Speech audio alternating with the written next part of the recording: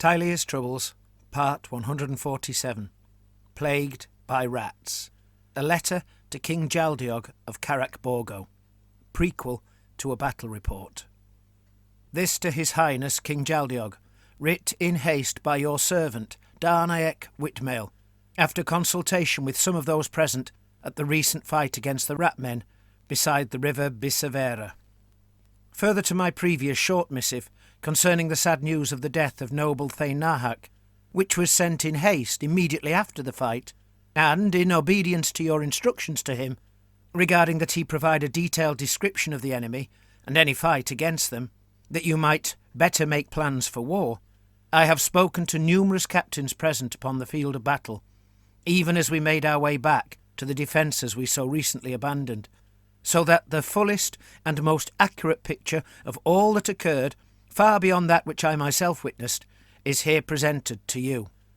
Upon Thane Nahak's orders, mutually agreed with Lord Velethil, we abandoned our fortified camp guarding the tower and bridge at Sonsino, for intelligence had been received that the enemy had moved to the south of us, and were intent on crossing the river there by some other means, thus avoiding our defences. Every part of our force was ordered to march, leaving nothing and no one behind, for this was our opportunity to strike at the enemy's main strength and hopefully end the threat they currently presented to the whole of Tilea. Thane Nahak revealed to me that the elves were expecting reinforcements, including more foot archers and horse soldiers, the reformed Sharlian riders, as well as whatever part of the alliance force near Viadaza had chosen to venture further north, after the dispersal of their newly rancorous component parts, but that High Lord Velethil was unwilling to wait and risk losing his chance to bring the foe to battle. If we had delayed, then the enemy might have crossed the river in strength, and even now would be advancing south, bent on destruction. Our enemies, it seemed, were also keen to bring their full strength to bear, and to do so on favourable ground, so they too abandoned whatever works they had embarked upon, and marched north to meet us. Their host was vast, truly a verminous horde, both in the numbers of regiments as well as in the size of those regiments, so that they stretched before us almost like an unbroken mass, sharing such close proximity with each other that any attempt to outflank any part of them would surely prove unaccomplishable.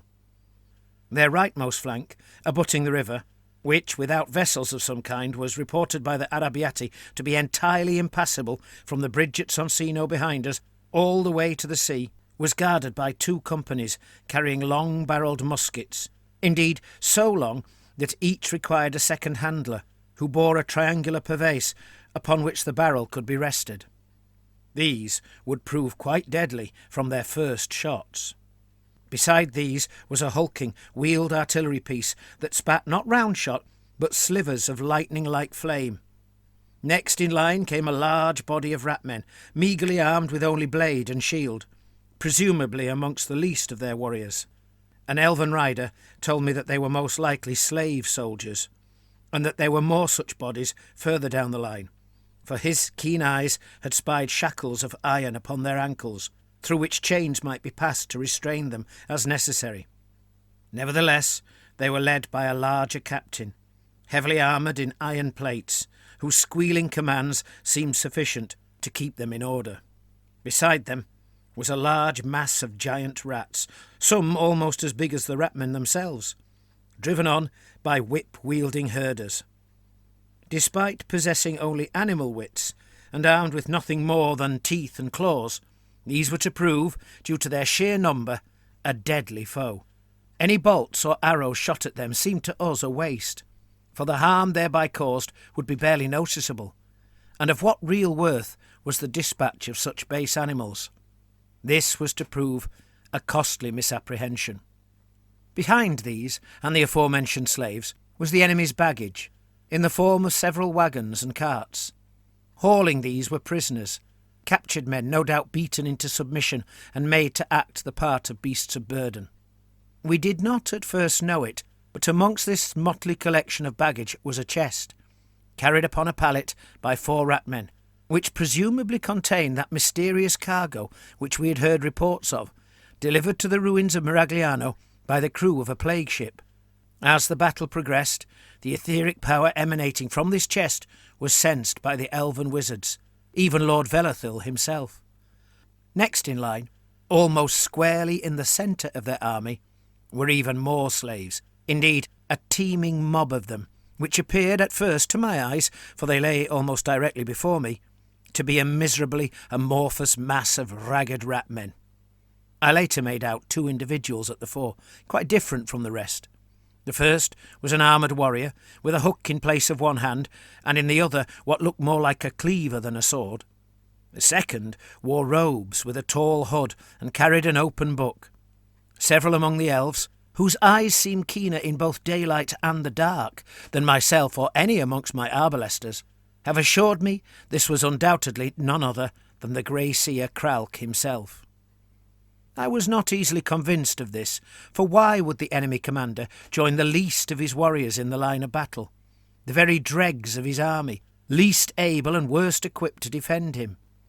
Yet even I spied his robes, staff, and his grey fur, and it later occurred to me that such as he might even be keen to ensconce himself amongst the most massive of his regiments, despite the mean nature of its constituent parts, able there to hide better than amongst any of the other mobs, seeking safety in numbers, so to speak. This was to prove a mistake on his part, but sadly not one that would cost him his life.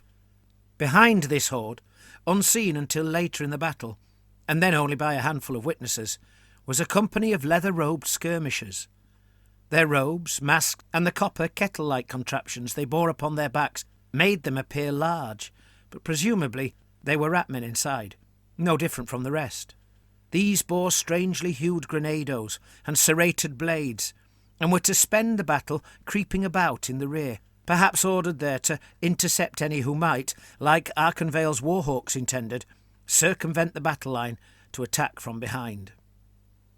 Beside the massive mob of slaves marched a red-clad regiment of clanrats, bearing heavy, barbed spears and 2 banners, presumably one being their own and the other being that of the army, although which was which I could not say. This regiment, dwarfed by the slaves to their right and appearing considerably less dangerous than the ferocious warriors on the far left of their line, were nevertheless to prove themselves horribly capable in battle. Beyond them came yet another body of slaves, which I never laid eyes upon throughout the battle, for they were concealed first by the ruins of a church and later by the trees in the centre of the field. Indeed, few survived who saw them, but I did speak to one poor soul who escaped what was to happen later, and he told me that they were men, or at least were once men, for he said that they were malformed, both in body and mind, being as bent and twisted as they were manic and crazed, driven forwards by the whip-lashing of a rank of ratmen at their rear. Bow-legged and clothed in rags, they nevertheless moved with surprising alacrity, as if infected with a raving delirium.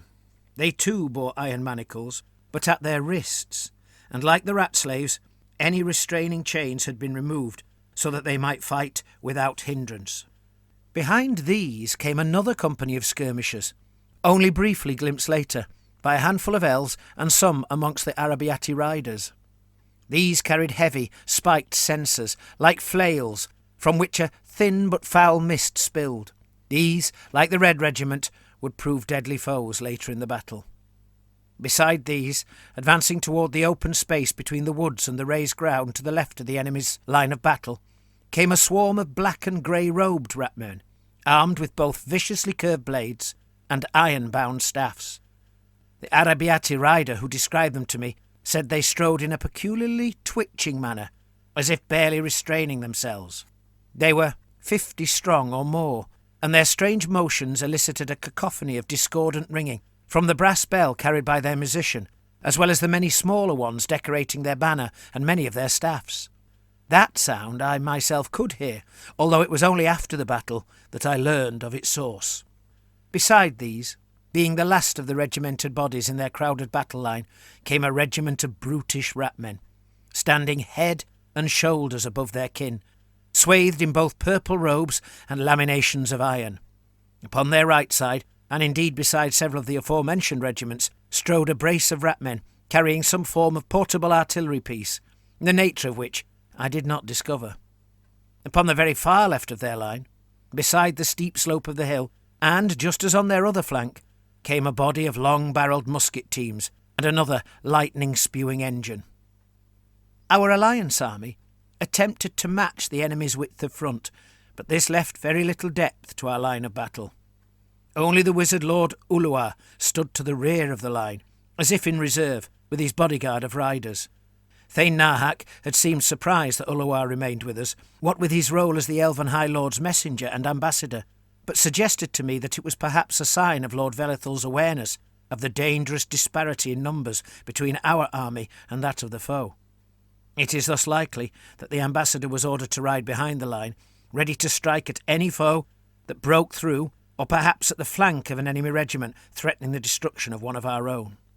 Upon the far right of our line advanced a body of elven scouts, wilder seeming than many of the rest, and almost entirely bereft of armour. They were to prove, as indeed was every elf on the field, very competent archers.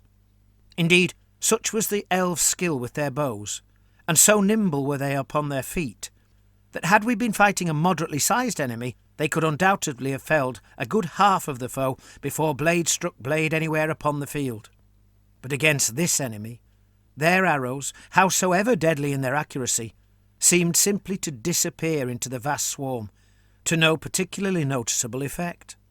Next in line came one of the two bodies of Gladeguard, advancing a little behind the scouts. No less skilled in archery than the scouts, this company could loose almost twice as many arrows, yet we would have needed many more such units to win the fight through shooting alone. The Arabiati brigands rode to their left, also armed with bows, although lacking the elves' skill and having a shorter range. Lord Totto had ordered these to join our alliance force back at Ravola, for they had an unsurpassed knowledge of the lay of the land in the north of Tilea, its paths, rivers and the like, what with the men amongst them hailing from all over the north. That which they had learned before they became outlaws had only improved in the time since, as they sought the secret passages and useful vantage points needed to both surprise their prey and thwart those who sought to capture them. I thought I would dislike these men, what with their criminal pasts, but I confess freely that I found them good company, and they and their captain, Valfrido Gesualdi, had proven both knowledgeable and keen. They were to do very little in this fight, but this was neither cowardice or tardiness on their behalf, but rather because there was little opportunity for them to do aught other than throw themselves at the foe to no gain for our cause, and at great loss to themselves.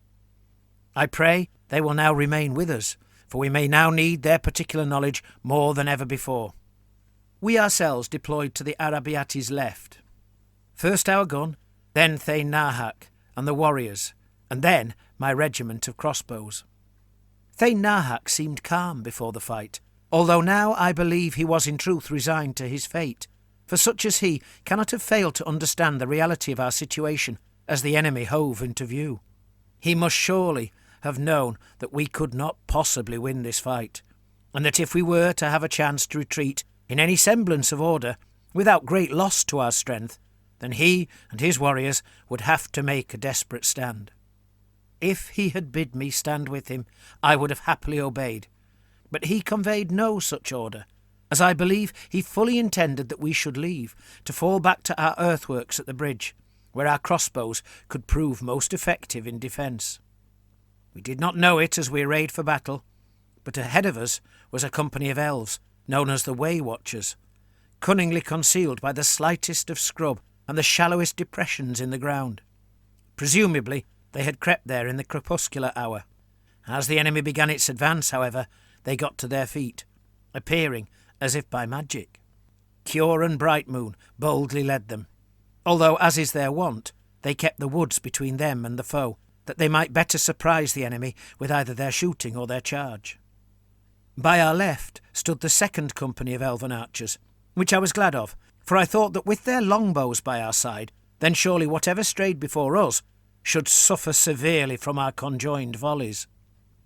Beside them was Lord Velithul's small bodyguard company, although he himself was elsewhere. A horse, which I presumed, mistakenly it turned out, was to allow him to move more quickly to wherever his magic might be needed. This company was sufficiently large to stand watch over their lord's tent as he slept, and to serve his person as he travelled about the camp, but in truth not numerous enough to fight effectively on a field of battle. Had they been thrice as large, then the battle may just have gone differently, for standing beside our brave warriors, the two might have presented a keystone about which our defences could be secured firmly. The rest of our alliance force was somewhat concealed, standing behind a copse of trees by the river. Something struck me as odd about those trees, which at first I could not put my finger on, but it later occurred to me that upon surveying the ground the previous evening, I had not noticed them. How I could have missed them, or forgot them, is a mystery to me, for with their proximity to the waters, they should have struck me as an important consideration for our intended line of battle. Our baggage lay there, for upon Velathil's orders we had left no provisions at the camp, to deny the possibility of their capture by enemy foragers. Lord Velathil perused what part of the field he could see from behind the trees, which was all but those enemy regiments beyond the ruined church and central woods upon their left flank. He rode with a company of horse archers, and so was guarded. His magical prowess was to prove impressive, but of course, as is nearly always the case with such slippery and unreliable energies, insufficient to grant us victory. The elven wizard Askel Arkenvale and her warhawks were not to be seen, having been ordered to fly in a wide arc, thus outflanking the foe, in the hope that they might prove a crucial distraction, or better yet, able to deliver a deadly strike at the foe's rear, just when such was needed. But I could hear brave Thurdral and his steam engine flying out upon our far left, moving where only he could move, above the river itself. And so it was. We faced the foe, hoping, at best, to maul them so severely as to thwart their further advance upon Tilea, and, at least, to slow them sufficiently so that our reinforcements might join us. And if the latter was all that we could achieve, then we had to do so with the least loss to our own force as possible, for otherwise the reinforcements would not strengthen us further, but merely partially replace our losses, leaving us no better able to face the foe in our next engagement.